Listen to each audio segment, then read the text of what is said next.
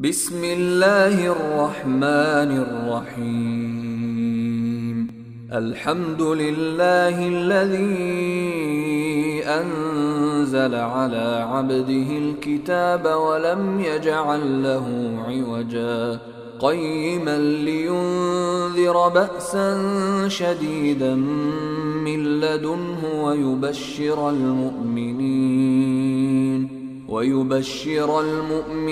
الذين يعملون الصالحات أن لهم أجرا حسنا ماكثين فيه أبدا وينذر الذين قالوا اتخذ الله ولدا ما لهم به من علم ولا لآبائهم كبرت كلمة تخرج من أفواههم إن يقولون إلا كذبا فلعلك باخع نفسك على آثارهم إن لم يؤمنوا بهذا الحديث أسفا إنا جعلنا ما على الأرض زينة لها لنبلوهم أيهم أحسن عملا وإنا لجاعلون ما عليها صعيدا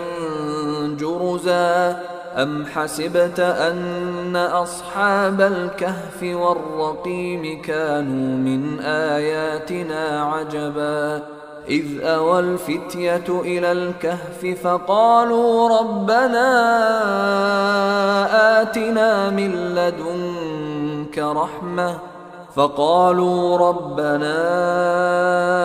آتنا من لدنك رحمة وهيئ لنا من أمرنا رشدا فضربنا على آذانهم في الكهف سنين عددا ثم بعثناهم لنعلم أي الحزبين أحصى لما لبثوا أمدا نحن نقص عليك نبأهم بالحق إنهم فتية آمنوا بربهم وزدناهم هدى وربطنا على قلوبهم إذ قاموا فقالوا ربنا رب السماوات والأرض لن ندعو من دونه إلها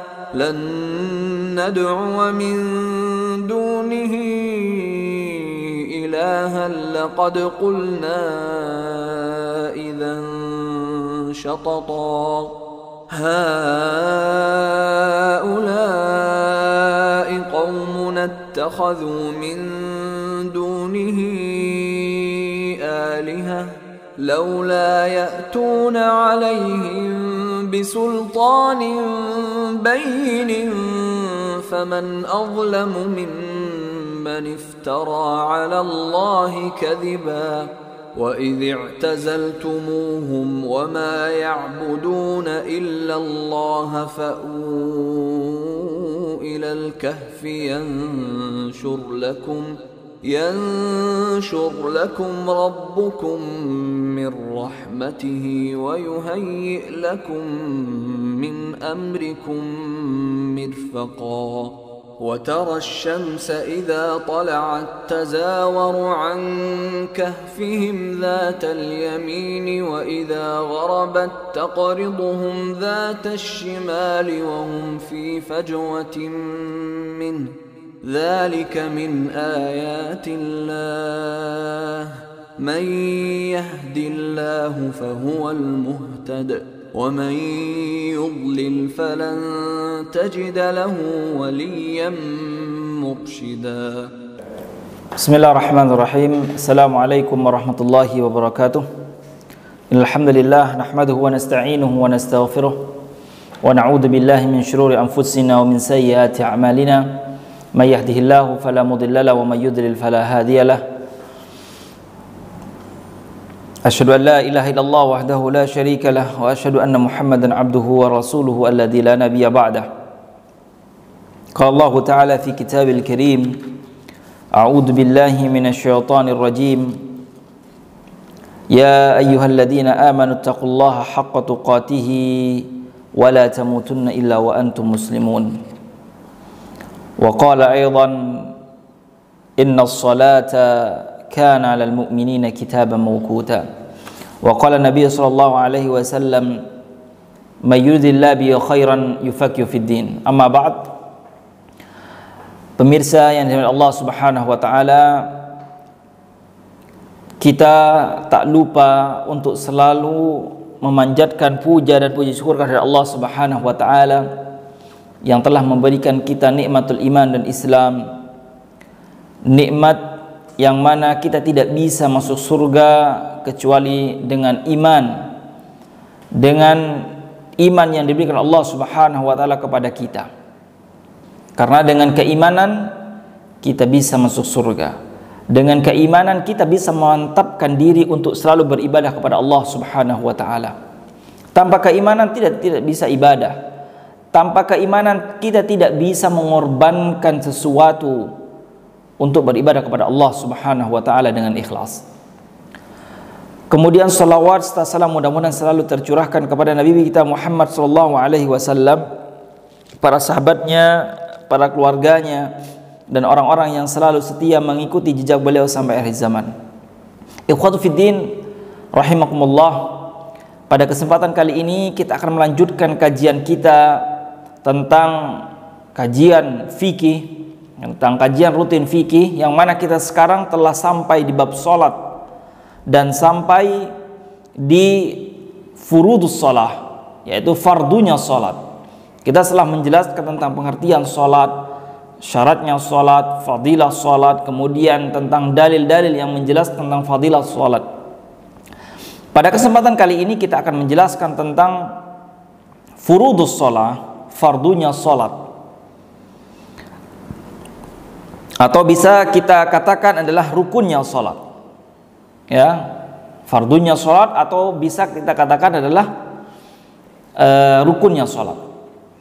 Fardu atau rukunnya salat ada 12 yang harus kita ketahui dan wajib kita ketahui.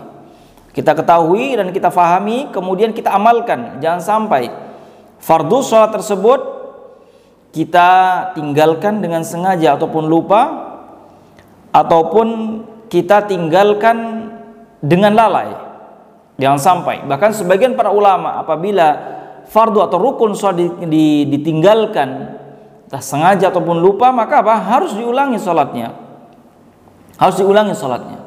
Karena apabila kita berbicara tentang masalah rukun, namanya rukun, pengertian rukun adalah tidak akan terbangun perkara sesuatu apabila rukunnya atau pondasinya tidak kuat atau tidak ada.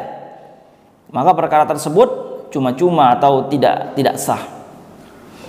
Rukun salat ada 12 yang harus kita ketahui. Yang pertama adalah furudus sholahiyah.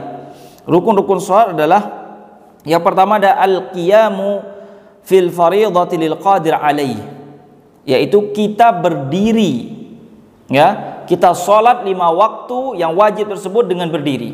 Lil qadir alaihi, yaitu dengan kemampuan kita. Kalau seandainya kita mampu berdiri, bisa berdiri, wajib harus dia sholat dengan berdiri. Tidak ada rekomendasi ketika seseorang mampu berdiri, tidak ada udzur yang syar'i, dia sholat dengan selain berdiri, maka hukumnya dia wajib berdiri. Apabila dia sholat tidak dengan keadaan berdiri, sedangkan dia mampu untuk berdiri, maka sholatnya tidak sah. Harus dia mengulangi sholatnya. Fala tasihhul fariidatu min julusin lil qadir 'alal qiyam. Maka sholat 5 waktu yang wajib tersebut tidak sah apabila dikerjakan contohnya dengan duduk, sedangkan dia mampu untuk berdiri, maka tidak sah sholatnya. Liqaulihi ta'ala, wa a'udzu billahi minasyaitonir rajim, surah Al-Baqarah ayat 238, wa qumu lillahi qanitin, kata Allah. Artinya dirikanlah sholat untuk Allah dengan khusyuk, berdiri, yaitu dengan sholat, yaitu dengan berdiri. Tidak boleh sholat dengan duduk, sementara kita masih mampu untuk berdiri. Itu untuk sholat 5 waktu. Adapun sholat sunnah, walaupun ada sebagian para ulama masih membolehkan sholat sunnah atau sholat nafilah, kita sholat dengan duduk dan sebagainya, itu adalah untuk sholat sunnah. Tapi untuk sholat wajib, ketika dia mampu berdiri maka wajib dia berdiri, itu fardu. Kemudian waqali Rasul sallallahu alaihi wasallam li Imran bin Husain, yaitu hadis Nabi SAW kepada Imran bin Husain radhiyallahu taala anhu, hadis yang diriwayatkan oleh Imam Al-Bukhari dan Abu Dawud. Shalli qa'iman, kata Nabi. Fa illam tastati' fa qa'idan. Fa illam tastati' fa ala janbin. Kata Nabi SAW, wahai Imran bin Husain. Dan perintah ini tidak hanya kepada Imran bin Husain, dan juga perintah melainkan ini adalah perintah kepada seluruh umatnya, atau seluruh umat Muhammad SAW, yaitu kita semuanya. Apa kata Nabi? Shalli qa'iman. Salatlah kamu dengan berdiri. Dan perintah ini adalah perintah wajib. Al-amru yufidul wujub, yaitu perintah atau fi'il amr yang menunjukkan wajib. Fa illam tastati' fa qa'idan. Kalau seandainya kamu tidak mampu berdiri, tidak mampu karena sakit, atau mungkin karena memang seperti al-khauf, takut, ya. Kalau seandainya dia berdiri kelihatan musuh, akhirnya dibunuh, maka boleh dia sholat duduk. Fa illam tastati' fa qa'idan. Kalau kalian tidak mampu berdiri dengan udzur yang syar'i, maka boleh atau sholatlah dengan keadaan duduk. Fa illam tastati' fa ala jam. Kalau seandainya tidak bisa duduk karena sakit, maka sholatlah dengan miring menghadap ke kiblat, yaitu duduk dengan posisi tidur. Kalau seandainya ada sebuah riwayat mengatakan kalau seandainya tidak bisa fa mustalqiyan. Kalau tidak bisa miring maka terlentang. Itu adalah rukun yang pertama, bahwasanya wajib bagi orang yang ingin mengerjakan sholat 5 waktu sholat wajib adalah harus berdiri. Kemudian yang kedua adalah an-niyah, yaitu niat. Sebelum kita sholat wajib, rukun hukumnya dan fardu adalah niat. Apa itu niat? Wahia azmul qalbi ala ada'i salatil muayyanah, yaitu kita meniatkan untuk mengerjakan sholat tertentu. Karena memang sebagian ulama mengatakan apabila kita meniatkan sholat, maka sebutkan sholatnya, ya, sebutkan sholat, bahwasanya sholat ini adalah sholat wajib, sholat ini adalah sholat sunnah. Dan niat adalah tempatnya di hati. Tidak perlu niat itu dilafadzkan dengan mulut, nggak perlu, karena niat tempatnya adalah an-niyatu mahalluha al-qalb. Niat itu tempatnya adalah di hati. Tidak usah kita melafadzkan niat sholat dengan lisan. Dalilnya apa? Innamal a'malu binniyat. Sungguhnya perbuatan itu adalah tergantung niatnya. Itu adalah rukun yang kedua. Rukun yang ketiga adalah takbiratul ihram bilafdi Allahu akbar, yaitu kita mengucapkan takbiratul ihram. Yang wajib itu adalah ucapan takbiratul ihram atau lafaz takbiratul ihram, yaitu Allahu akbar. Maka itu yang rukun. Itu yang rukun. Kalau seandainya tangannya itu termasuk sunnah. Termasuk sunnah, tangannya itu mengangkat tangan termasuk sunnah, tapi mengatakan Allahu Akbar adalah rukun. Apa dalilnya? Hadis yang diriwayatkan oleh Imam Abu Dawud dan Tirmidzi, Nabi SAW bersabda, miftahus salati at-tahur. Kuncinya salat adalah bersuci, berwudu. Wa tahrimuha at-takbir. Dan seseorang itu haram mengerjakan pekerjaan selain tata cara sholat, selain pekerjaan sholat, yaitu ketika seorang tersebut takbiratul ihram. Ketika seseorang sudah mengatakan Allahu Akbar, maka haram bagi dia untuk mengerjakan pekerjaan selain sholat. Berbicara, makan atau yang lainnya haram bagi dia. Ketika seseorang sudah takbiratul ihram, yaitu mengucapkan takbir. Wa tahliluha at-taslim. Dan ketika dia salam, maka boleh dia untuk berbicara ataupun yang lainnya. Artinya adalah pintu pertama sholat itu ketika dia takbiratul ihram, kemudian setelah dia keluar yaitu dengan mengucapkan salam. Kemudian yang keempat, rukun yang keempat adalah qiraatul Fatihah. Kita membaca Al-Fatihah. Ya, membaca Al-Fatihah termasuk rukun. Kata Nabi sallallahu alaihi wasallam, hadis yang diriwayatkan Imam Al-Bukhari, Nabi SAW bersabda, la salatan liman lam yaqra' bi Fatihatil kitab. Tidak sah salat seseorang apabila tidak membaca surat Al-Fatihah, tidak membaca Fatihah. Tidak sah salatnya. Karena Fatihah, membaca surat Al-Fatihah adalah hukumnya rukun, fardu dalam salat. Tetapi ada ketentuannya.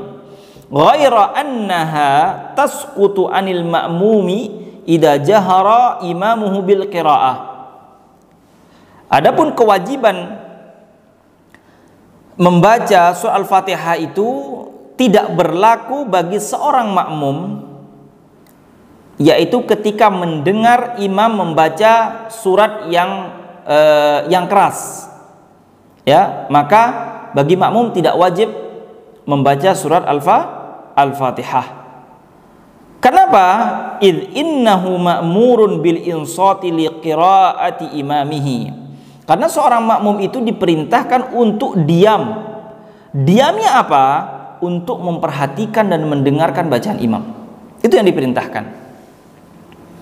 Jadi seorang makmum ketika imam membaca surat Al-Fatihah, membaca ayat setelah membaca surat Al-Fatihah, maka seorang makmum adalah apa? Mendengar bacaan imam. Walaupun dia tidak membaca Al-Fatihah, maka tidak mengapa. Tidak mengapa. Yaitu syaratnya harus mendengar bacaan imam. Karena perintah seorang makmum ketika mendengar bacaan imam adalah mendengarkan, memperhatikan bacaan imam. Apa kata Allah Subhanahu wa taala? Wa idza quri'al Qur'anu fastami'u lahu wa ansitu. Kata Allah, apabila dibacakan kepada kalian Al-Qur'an, fastami'u, maka perhatikanlah. Wa ansitu, dan diam. Istami' dan sami'a berbeda. Di sini Allah Subhanahu wa taala menggunakan kalimat istama'a.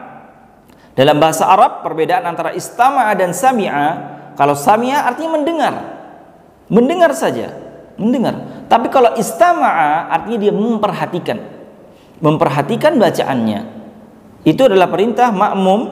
Apabila dia menjadi makmum, maka tidak wajib bagi dia untuk membaca surat Al-Fatihah. Kemudian hadisnya, dalil dari hadis adalah idza kabbara al-imamu fakabbiru, kata Nabi. Apabila seorang imam takbir, maka bersegeralah kalian bertakbir. Ini juga harus diperhatikan para ikhwah dan akhwati sekalian.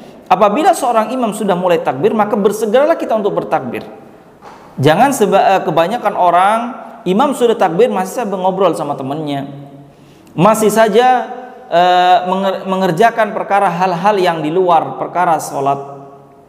Sedangkan Nabi SAW telah menjelaskan, jangankan pekerjaan masalah duniawi, masalah sholat sunnah saja, ya sholat sunnah, dia mengerjakan sholat sunnah. Tetapi ketika dia mengerjakan sholat sunnah terdengar iqamah dari seorang muadzin, apa kata di sebuah riwayat, apabila sudah iqamah dikumandangkan, maka tidak ada sholat kecuali sholat fardu. Artinya dia membatalkan sholat sunnah tersebut untuk mengikuti imam takbiratul ihram bersama imam dalam sholat wajib tersebut. Maka ini harus perlu diperhatikan, ya, perlu diperhatikan. Apabila sudah imam mengatakan apabila sudah muadzin sudah iqamah, apalagi imam sudah bertakbiratul ihram, maka tidak ada pekerjaan lain kecuali mengikuti imam, yaitu takbiratul ihram. Kemudian kata Nabi, wa idza qara'a fa ansitu. Apabila imam baca ayat, maka diamlah kalian. Insitu, diam. Perhatikan bacaan imam. Itu adalah menunjukkan bahwasanya kewajiban seorang makmum untuk membaca surah Al-Fatihah adalah telah hilang. Ketika bukan hilang, artinya tidak perlu membaca, tidak usah membaca Al-Fatihah, cukup dengan memperhatikan bacaan imam. Adapun wa idza asarral imamu qara'al ma'mumu wujuban. Tetapi kalau seandainya imam tidak mengeraskan suara di rakaat ketiga, dan keempat, maka seorang makmum wajib hukumnya membaca Al-Fatihah. Contoh di sholat Isya, rakaat pertama, rakaat kedua imam bacaannya adalah keras, maka makmum wajib memperhatikan bacaan imam. Adapun rakaat ketiga dan rakaat keempat yang mana imam bacaannya tidak keras, maka makmum wajib membaca Al-Fatihah di rakaat ketiga dan keempat. Bisa difahami insyaallah ya. Itu adalah rukun yang keempat. Kemudian rukun yang kelima adalah ar-ruku, yaitu ruku. Setelah kita membaca Al-Fatihah, kemudian apabila menginginkan membaca surat, ayat, maka setelah itu ruku. Dan ruku hukumnya rukun. Kemudian ar-raf'u minhu, i'tidal. Kemudian itu rukun yang keenam adalah al-i'tidal, yaitu bangun dari ruku. Liqauli alaihi salatu wassalam lil musii'i salatuhu. Dalilnya apa? Adalah hadis Nabi SAW ketika Nabi SAW melihat seorang laki-laki yang sholatnya tidak karuan. Hadis ini adalah diwariskan oleh Imam Al-Bukhari rahimahullah. Apa kata Nabi SAW? Summa rka' hatta tatma'inna raki'an, summa rfa' hatta ta'tadila qa'iman. Nabi SAW menjelaskan atau mengajarkan kepada laki-laki tersebut, ketika kamu ruku maka rukulah dengan tumakninah. Kemudian setelah ruku berdirilah dari ruku, yaitu i'tidal dengan tumakninah juga. Itu adalah rukun hukumnya. Kemudian rukun yang ketujuh adalah as-sujud, yaitu sujud. Kemudian yang kedelapan adalah ar-raf'u minhu, yaitu bangun dari sujud, ya, duduk antara dua sujud. Liqaulihi sallallahu alaihi wasallam di hadis yang tadi, tsumma sujud hatta tatma'inna sajidan. Kemudian sujudlah sampai benar-benar sempurna atau tenang sujudnya. Tsumma rfa' hatta tatma'inna jalisan. Kemudian duduk di antara dua sujud, hukumnya rukun. Hukumnya rukun. Duduk di antara dua sujud. Dan masalah ruku dan sujud adalah juga diperintahkan oleh Allah Subhanahu wa taala dalam Al-Qur'an, yaitu di surat Al-Hajj ayat 77, Allah Subhanahu wa taala berfirman, ya ayyuhalladzina amanu ruk'u wasjudu. Wahai orang yang beriman, rukuklah dan sujudlah. Kemudian yang kesembilan, rukun yang kesembilan adalah tumaknina fir ruku'i was sujud wal qiyami wal julus. Ini yang paling penting. Kita sholat itu harus tumaknina ya ikhwan. Harus tumaknina ketika kita ruku, ketika kita sujud, ketika kita i'tidal, ketika kita duduk antara dua sujud, harus tumaknina. Jangan cepet-cepetan. Jangan seperti apa kata Nabi SAW telah menjelaskan tentang apa? Pencuri dalam sholat. Pencuri dalam sholat adalah apa? Tidak tumaknina dalam sholatnya. Maka ketika Nabi SAW menjelaskan tentang ada seorang laki-laki yang sholatnya adalah amburadul, gak karuan. Karena apa? Karena cepet-cepetan. Seperti ayam mematuk makanannya, tidak tumakninah. Maka sangat disayangkan ada seorang muslim sholat wajib atau sholat sunnah tapi tidak tumakninah. Padahal tumakninah adalah hukumnya rukun. Bila kita tinggalkan tidak sah sholatnya. Yaitu tumakninah, harus tenang, diam sejenak. Allahu Akbar, yaitu ruku atau sujud, atau bangun dari ruku, i'tidal, atau bangun dari atau duduk antara dua sujud, harus tumakninah. Karena Nabi SAW bersabda, yaitu di hadis yang tadi adalah hatta tatma'inna sajidan, hatta tatma'inna raki'an, dan selanjutnya, yaitu tumakninah. Tumakninah adalah hukumnya rukun. Wa dzakara lahu dzalika fir ruku'i was sujudi wal julus wa dzakara lahu al-i'tidal fil qiyam.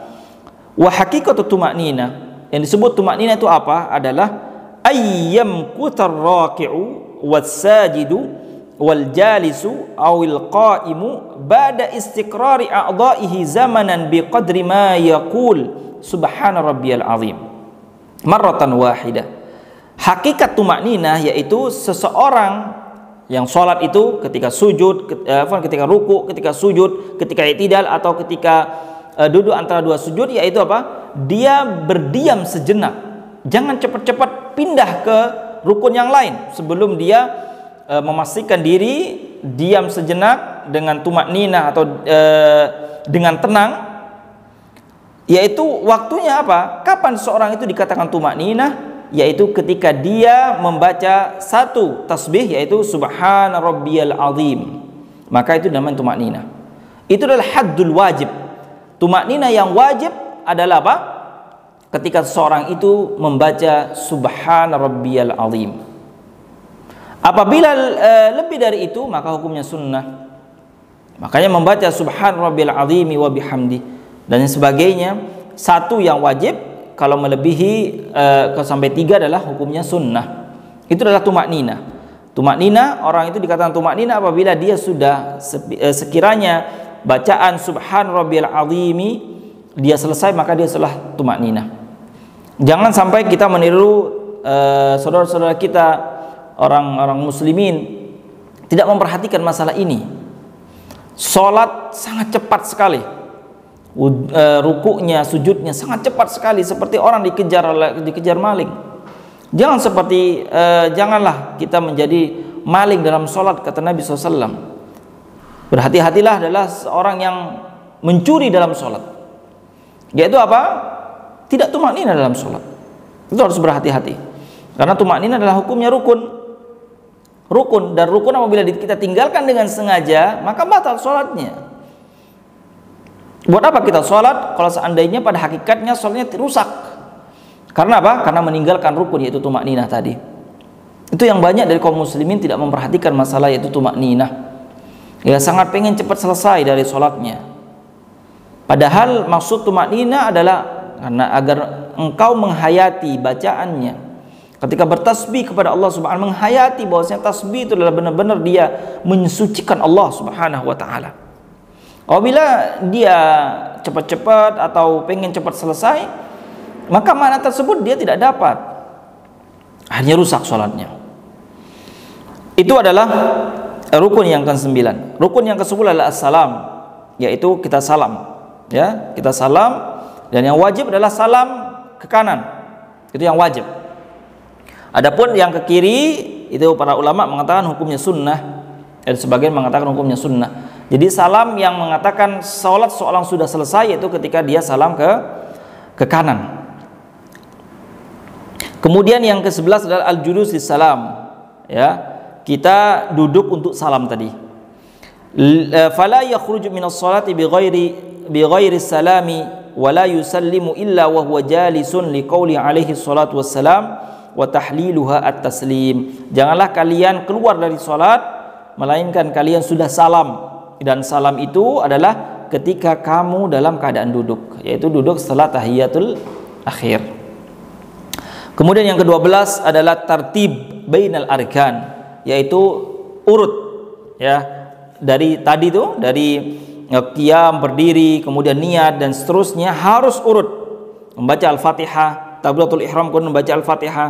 Jangan sampai kita mendahulukan yang akhir atau mengakhirkan yang awal, maka tidak sah salatnya.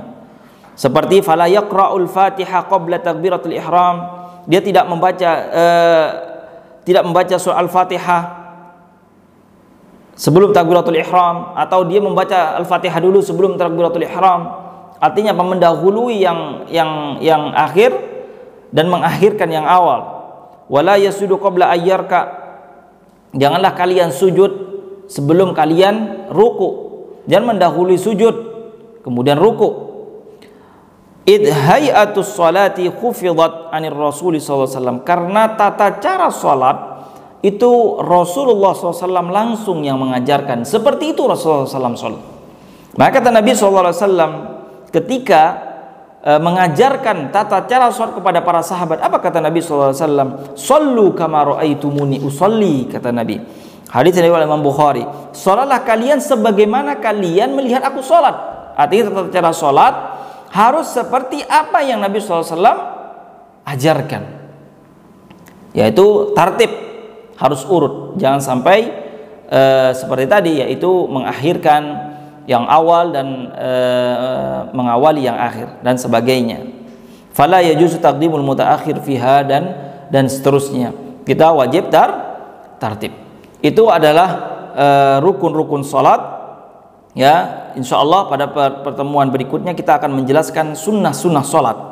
Dan sunnah-sunnah sholat ada dua, ada sunnah muakkadah, ada sunnah yang ditekankan dikerjakan seorang orang yang sholat, ya, sunnahnya itu ditekankan untuk dikerjakan dalam sholat, sunnah muakkadah. Ada juga yang sunnah ghairu muakkadah, ada juga sunnah yang tidak muakkadah, yang tidak ditekankan untuk dikerjakan dalam sholat. Insyaallah kita pertemuan berikutnya insyaallah akan kita jelaskan masalah tentang sunnah sholat. Wallahu taala alam.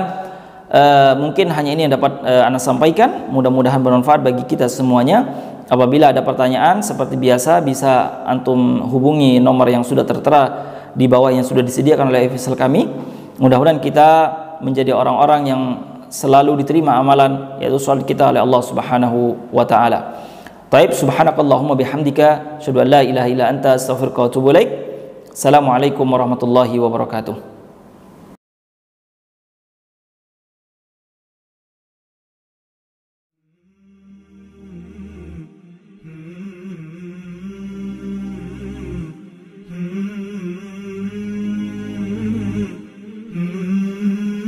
Selamat datang di Al-Wildan International Islamic School, lembaga pendidikan Islam berkualitas internasional dengan manhaj beragama atau Ahlussunnah wal Jamaah. Uzkuril adawat fil fasal. Baik. Hadasatuna Arabiyah, Alsinatuna Arabiyah, Ahaditsu Nabiyyina Arabiyah, Ayatu Rabbina Arabiyah. Dengan fasilitas sekolah dan kelas yang memadai, seperti ruang kelas yang dilengkapi AC, kursi dan meja belajar berstandar internasional, yang dilengkapi dengan TV 50 inch permanen dalam kelas. Our school is very clean, nice, comfortable, and I have lots of friends in this school.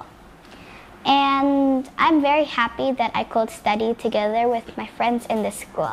Visi program mutu, terwujudnya lembaga pendidikan Islam yang berkualitas dan berbasis pada penguasaan hafalan Al-Quran, ilmu syariah, didukung dengan penguasaan bahasa asing. My name is Muhammad Abbas Syafiq. My hobby is reading and my favorite subject is science. Alhamdulillah, syukran wa anta ya Ustaz. Misi program mutu 1. Mengembangkan lembaga pendidikan dengan pelayanan prima, berkualitas, berstandar manajemen mutu dengan manajemen profesional. 2. Mencetak para hufazah Al-Quran dan memahami ilmu syariah. 3. Mengembangkan pendidikan yang berbasis bahasa asing, matematika, dan sains dengan memanfaatkan teknologi modern dan didasarkan pada kekuatan akidah akhlak dan manhaj agama salaful saleh. 4. Mengembangkan proses pendidikan yang berorientasi masa depan dan mampu bersaing dalam dunia global. Bahwa kita bergerak menuju mutu yang substansial, bukan normatif formalistik. Jadi mutu inti yang kita kejar. Jadi kita bergerak menuju mutu yang substansial, artinya mutu yang paling diharapkan oleh orang tua.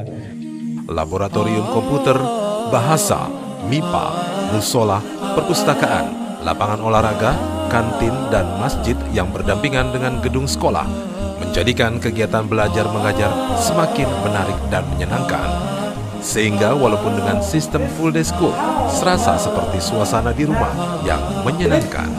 يجب عليك أن تستخدم مفردات. If you want to learn bahasa Arab and increase your mufradat, increase your vocabularies, you have to read so much. Saya kebetulan konsep tunggal TIC Indonesia menyusunlah satu strategi pembelajaran yang mengkerucutkan ruh kurikulum nasional, ruh kurikulum internasional, ruh kurikulum pesantren dalam sebuah istilah yang disebut dengan TIC atau Tahfiz Al-Quran and International Curriculum.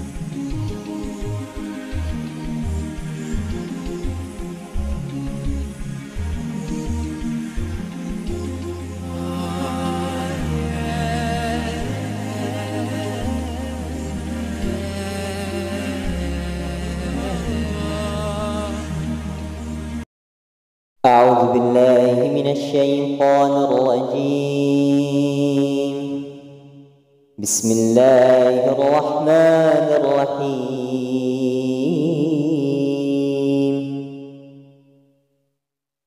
واعلموا أنما غنمتم من شيء فأن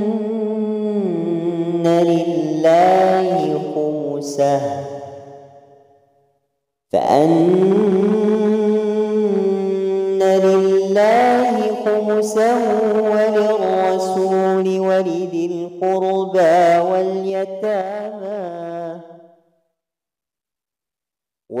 القربى واليتامى والمساكين وابن السبيل إن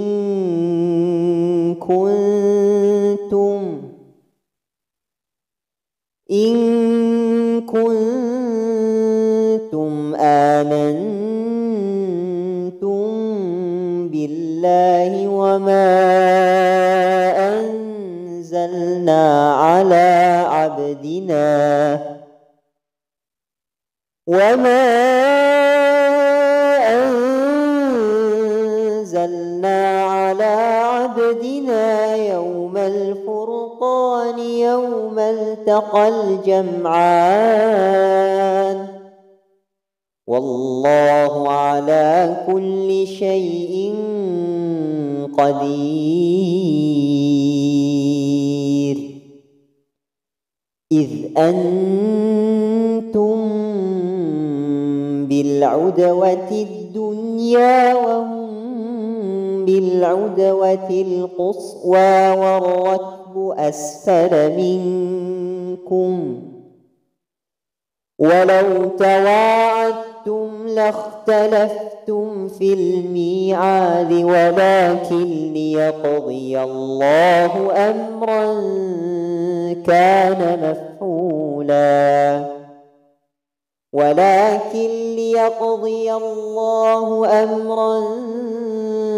كان مفعولا ليهلك من هلك عن بينة ويحيى من حي عن بينة وإن الله لسميع عليم. إذ يريكهم الله في منامك قليلا ولو أراكهم كثيرا لفشلتم ولتنازعتم في الأمر ولكن الله سلم إنه عليم بذات الصدور.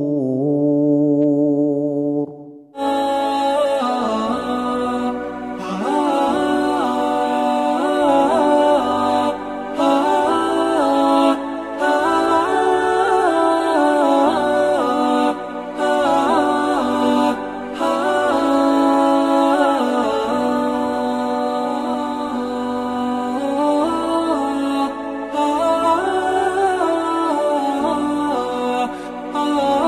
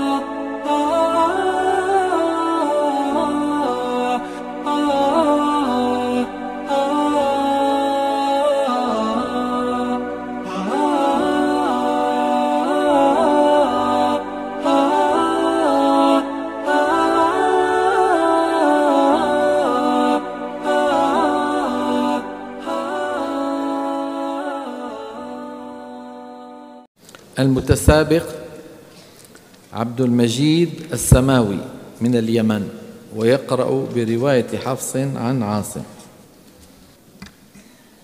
السؤال الأول يقرأ من قوله تعالى: وإذ غدوت من أهلك تبوئ المؤمنين مقاعد للقتال.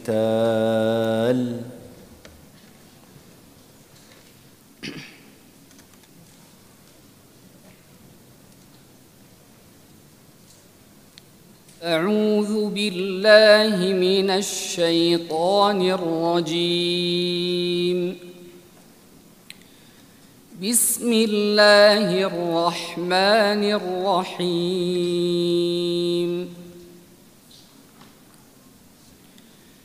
وإذ غدوت من أهلك تبوئ المؤمنين مقاعد للقتال والله سميع عليم.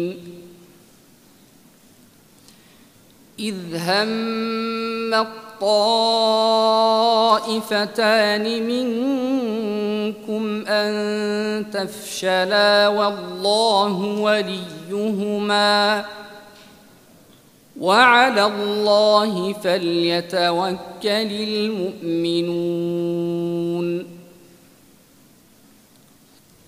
ولقد نصركم الله ببدر وأنتم أذلة فاتقوا الله لعلكم تشكرون.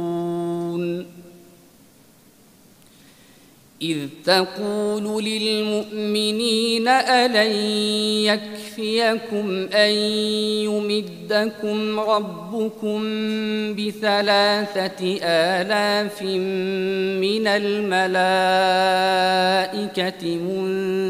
منزلين؟ بلى إن تصبروا وتتقوا ويأتوكم من فورهم هذا يمددكم ربكم ب5,000 من الملائكة مسومين. وما جعله الله إلا بشرى لكم ولتطمئن قلوبكم به وما النصر إلا من عند الله العزيز الحكيم. ليقطع طرفا من الذين كفروا أو يكبتهم فينقلبوا خائبين. ليس لك من الأمر شيء أو يتوب عليهم أو يعذبهم فإنهم ظالمون. ولله ما في السماوات وما في الأرض يغفر لمن يشاء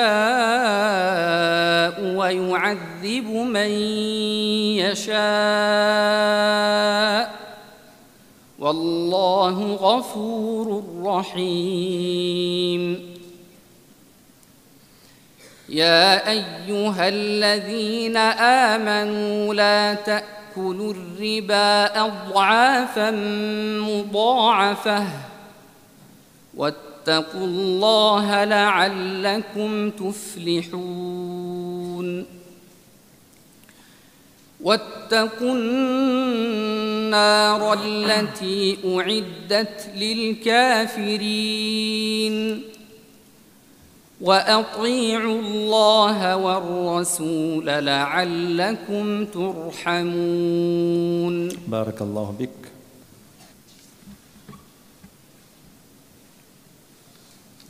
واقرأ من قوله تعالى: وإلى ثمود أخاهم صالحا قال يا قوم اعبدوا الله ما لكم من إله غيره وإلى ثمود أخاهم صالحا قال يا قوم اعبدوا الله ما لكم من إله غيره قد جاءتكم بينة من ربكم هذه ناقة الله لكم آية فذروها تأكل في أرض الله ولا تمسوها بسوء فيأخذكم عذاب أليم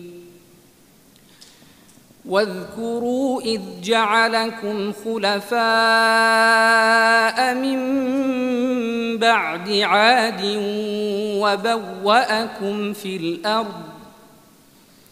وبوأكم في الأرض تتخذون من سهولها قصورا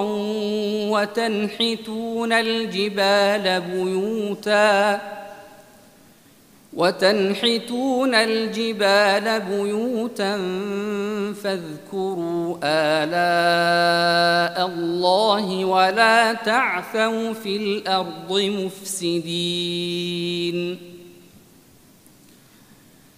قال الملأ الذين استكبروا من قومه للذين استضعفوا لمن آمن منهم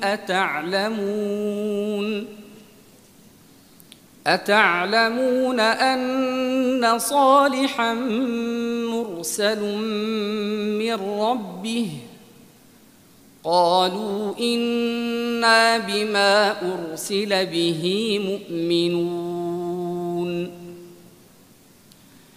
قال الذين استكبروا إنا بالذي آمنتم به كافرون فعقروا الناقة وعتوا عن أمر ربهم وقالوا يا صالح ائتنا بما تعدنا إن كنت من المرسلين فأخذتهم الرجفة فأصبحوا في دارهم جاثمين فتولى عنهم وقال يا قوم لقد أبلغتكم رسالة ربي ونصحت لكم ولكن لا تحبون الناصحين. بارك الله بكم. واقرأ من قوله تعالى واذكر في الكتاب إبراهيم إنه كان صديقا نبيا. واذكر في الكتاب إبراهيم إنه كان صديقا نبيا إذ قال لأبيه يا أبت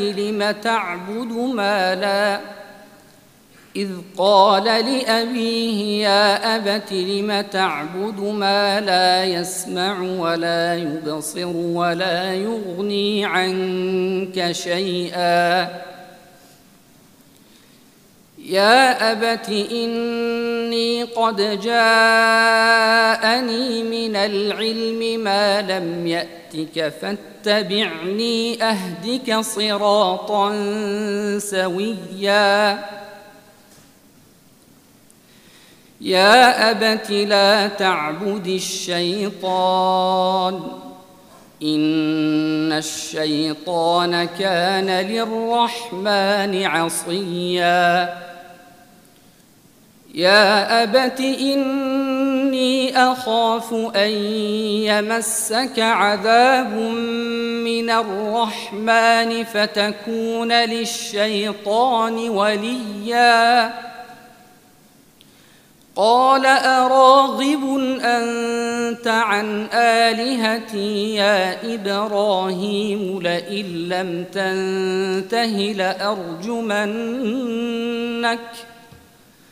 لئن لم تنته لأرجمنك واهجرني مليا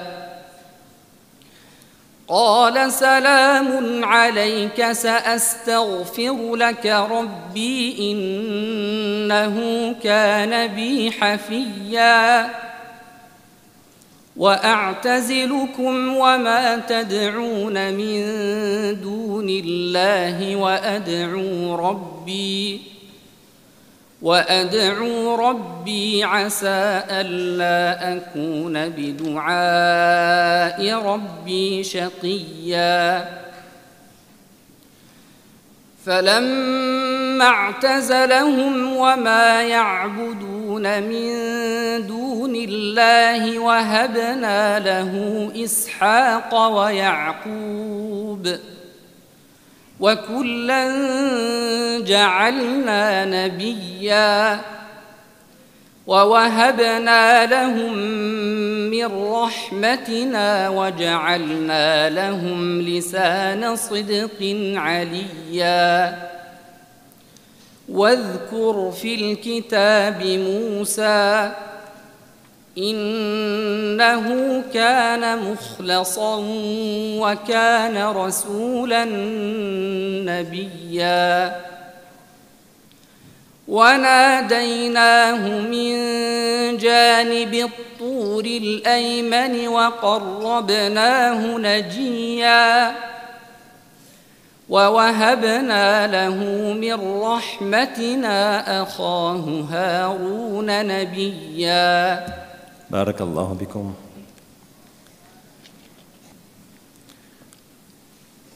واقرأ من قوله سبحانه وتعالى فسبحان الله حين تمسون وحين تصبحون.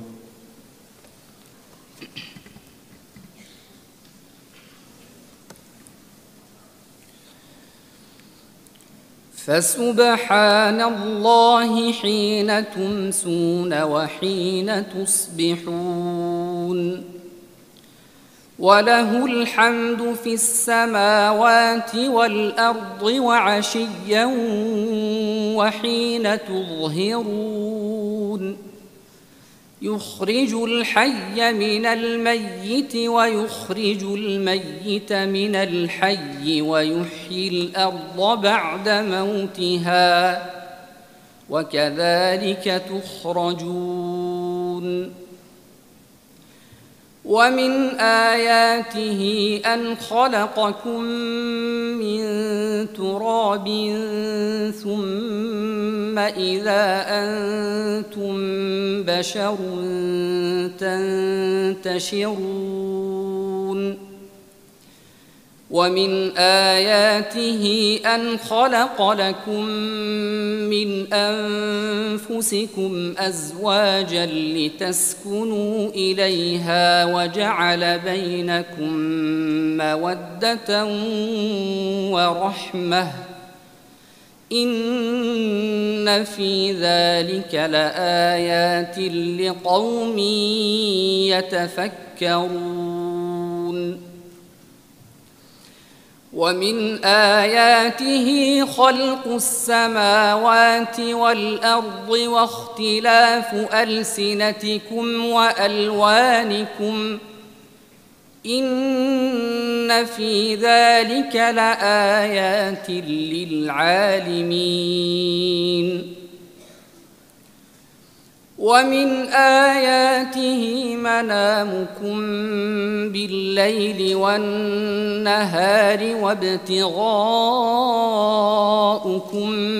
من فضله إن في ذلك لآيات لقوم يسمعون ومن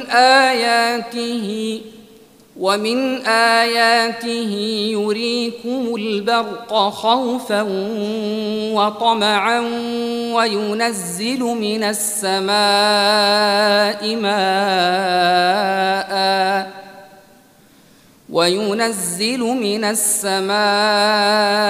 ماء فيحيي به الأرض بعد موتها إن في ذلك لآيات لقوم يعقلون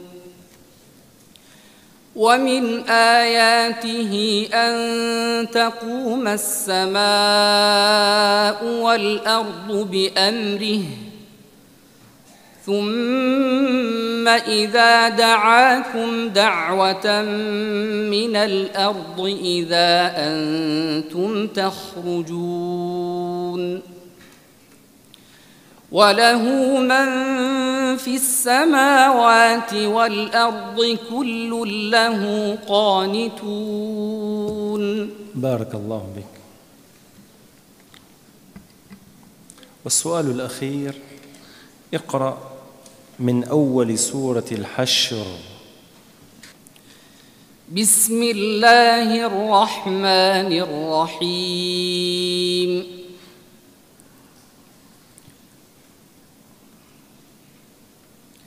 سبح لله ما في السماوات وما في الأرض وهو العزيز الحكيم. هو الذي أخرج الذين كفروا من أهل الكتاب من ديارهم لأول الحشر ما ظننتم أن يخرجوا وظنوا أنهم مانعتهم حصونهم من الله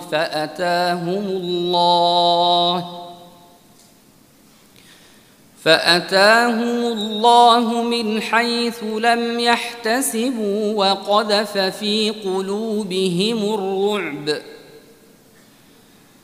يخربون بيوتهم بأيديهم وأيدي المؤمنين فاعتبروا يا أولي الأبصار.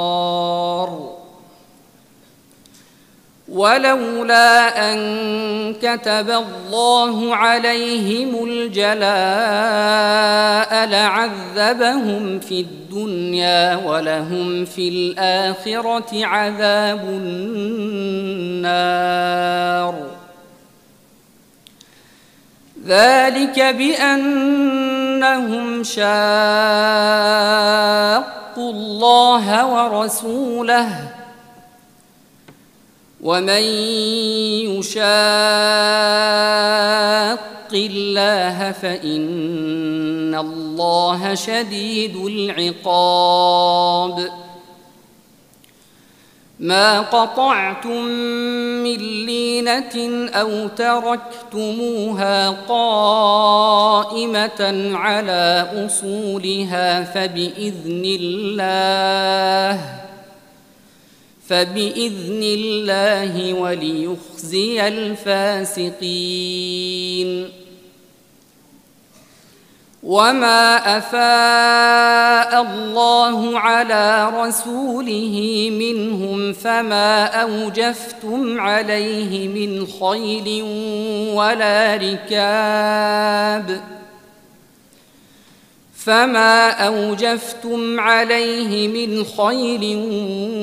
ولا ركاب ولكن الله يسلط رسله على من يشاء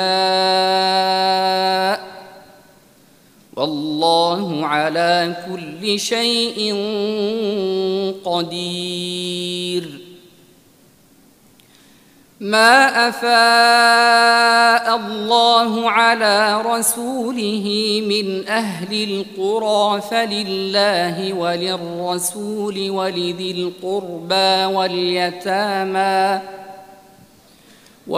القربى واليتامى والمساكين وابن السبيل كي لا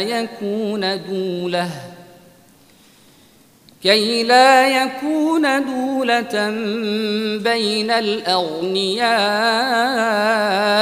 منكم وما آتاكم الرسول فخذوه وما نهاكم عنه فانتهوا واتقوا الله إن الله شديد العقاب. بارك الله فيك.